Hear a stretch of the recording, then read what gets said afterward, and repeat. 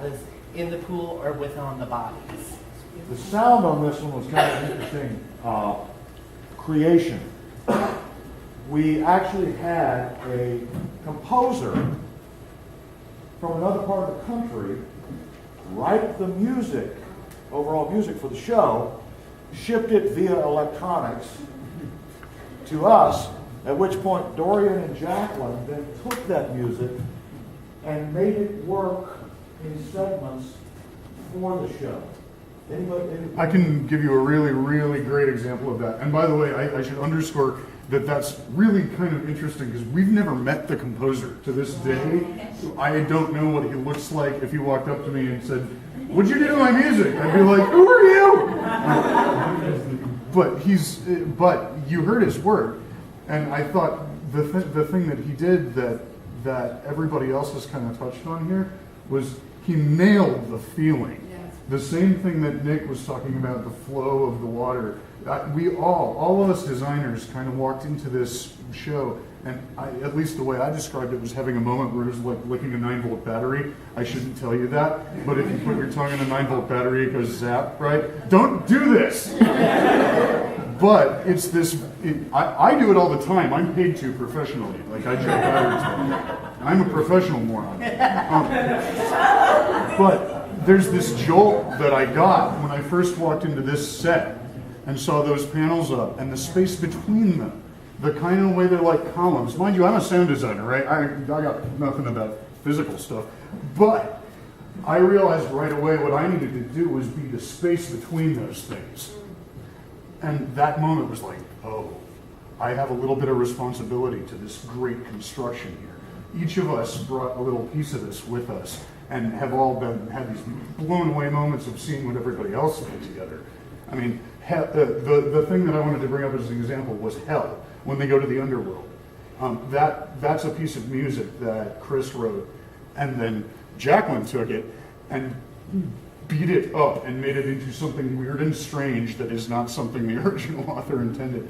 And he was fine with that. Like, we got instructions at the beginning of this process, like, okay, now I've written it, now see what you guys can do. That's what I'm saying. It's another one of those where he brought his piece and there was an end to it, and he didn't want to get in our stuff and we didn't want to mess with his stuff, but he gave us permission to take ownership of it. And all of us kind of got permission to take our ownership over our little chunk. And man, it was like just a great process to be part of. You can tell I'm like way into it. Real quick, I want to you just said, you met John, you went down into the booth. John, lighting issues with this show or the approach to it. You want to discuss anything in particular with that? Lighting shows around are always difficult in general because, for me personally,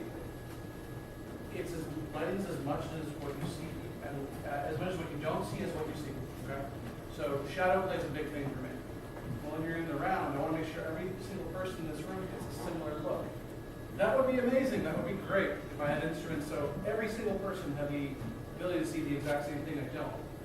So the round makes it very difficult when you start plotting stuff because I don't want to blind that side by making sure that you get to see something really cool. The same with you guys. You know, we're not truly in the round. We're in like a deep thrust or a tennis court style. So that was a challenge to begin with. I don't want to blind you, but I want everybody to see everything around you. I told the group of students from Boca that everyone else had lots of problems with the water. Water's my favorite thing in the room. Because I get to do reflections and I can see cool things happening all over the room. So I was able to create an atmosphere with the light design that I did using a giant source of reflection, which mirrors are bad on stage. Well, in this case, the water, its reflectivity is beautiful. And that was a lot of fun. I should point out that you did that in like minute 2. Also, like, as soon as there was water in the pool, the very next thing that happened was he brought up the lights and there were ripples all over the walls and he was like... It's like going from upstairs in the rehearsal room to coming down here. The pool wasn't done. We had like maybe an inch of water and just house lights, but the second we saw that reflecting on the wall, we were all like, oh, okay, we're here. You had a question coming. Yes, I was wondering, what made you decide to do Metamorphoses? Because I know I've loved the place since I first saw it in New York, right away went and applied for a grant. These are our drama students from my BMS.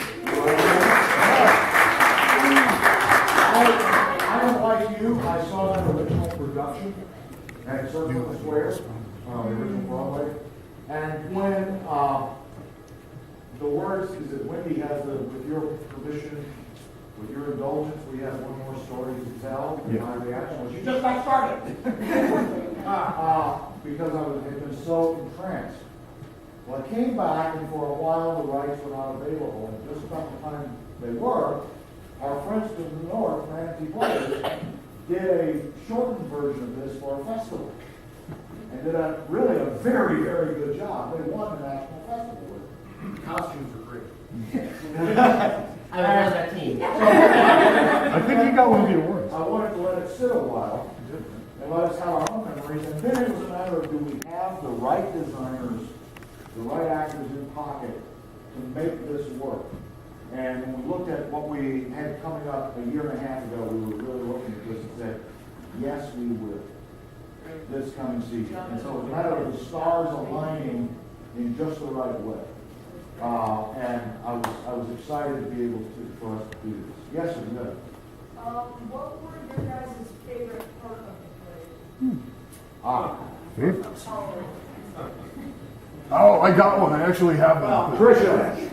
My favorite is Mother, just because the transformation, it seems to affect everyone. I get a lot of feedback about everyone saying that they really can see and they respond very well to it. Rachel. Orpheus and Eurydice gets me every time. I just think it's so interestingly written in that they're narrating their own story, and the fact that it just takes place in a constant state of motion, and it's just very beautiful. Very interesting. So, Neil. For me, it's the closing the whole loop with the joy of the family reconnected, because you don't know until the end whether that's going to happen. And when it does happen, it's just totally fulfilling emotion. Yes. Do you think the way that you portrayed your characters changed when you actually got to perform on stage? Oh, yeah.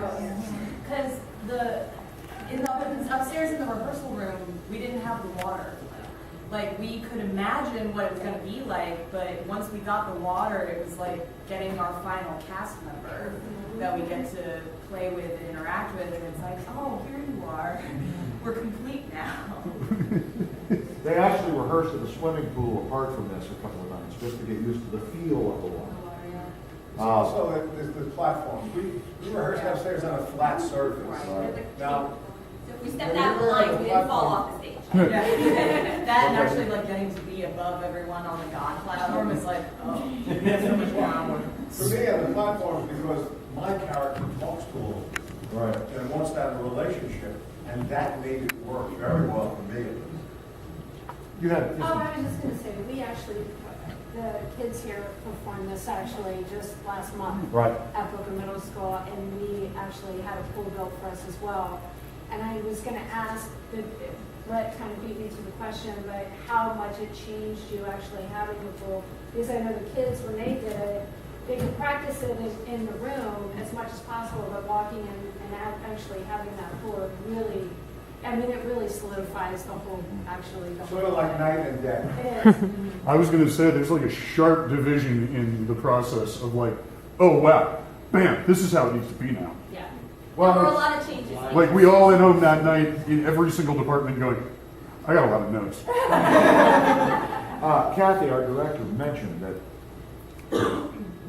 the second night in the pool, well, all the motions, all the movement is suddenly changed. Everything got slower. Yeah, because it's against resistance, whereas before he didn't have it. And it changed the structure of basically the entire show. Joining the water. Like Allison said, you're fine cast member. We have a question over here. No. Yes, sir. I just want to make a quick comment on me working backstage and doing stuff like that, helping out in school. I did notice the rippling of the water on the background of the God platform, and when, I don't know the name of the character, but with the wings. Cyclone. Yes, was like, when you lit her with the gold light, it showed that she understood the story, and that was like